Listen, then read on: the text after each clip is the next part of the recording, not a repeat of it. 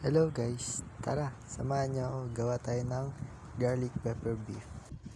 Hugas muna tayo ng kamay, tapos balatan natin yung mga bawang.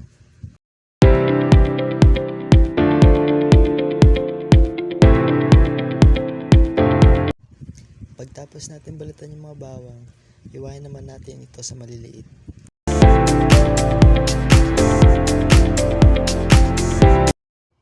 Maglagay na tayo ng kawali, tapos lagyan naman natin ng mantika. Tapos lutuin naman natin yung bawang.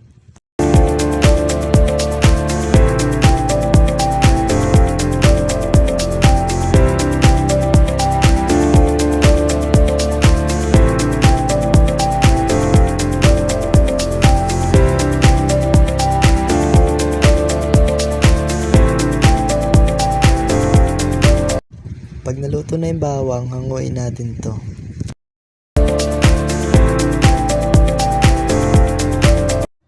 Tapos lutuin naman natin yung nabili nating beef tapa. Tapos antayin naman natin siya hanggang sa maluto.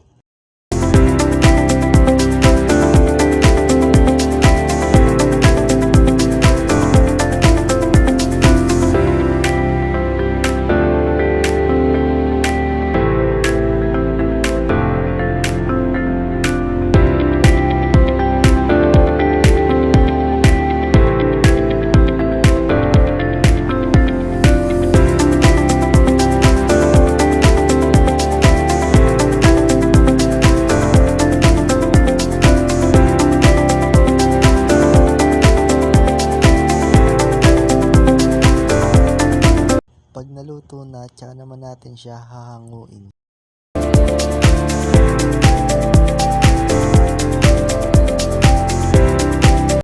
Next naman, gagawa tayo ng gravy.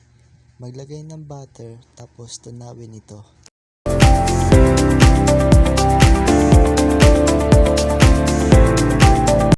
Pag natunaw na, tsaka natin ilagay ang beef cube.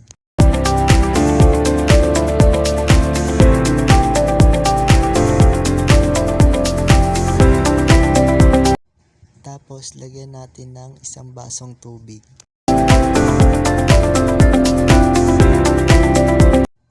Lagyan naman natin ng paminta at asin. Kayo ba ganyan ng asin? Optional lang naman yun.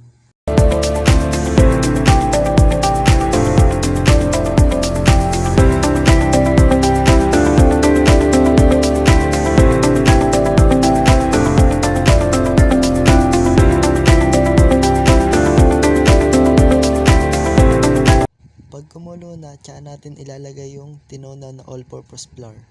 Tapos haluin naman natin ito. Lagay naman natin yung pinirito nating garlic kanina. Kalahati lang para may pang toppings pa tayo mamaya. Ilagay naman natin yung beef tapa. Tapos okay na, luto na ang garlic pepper beef.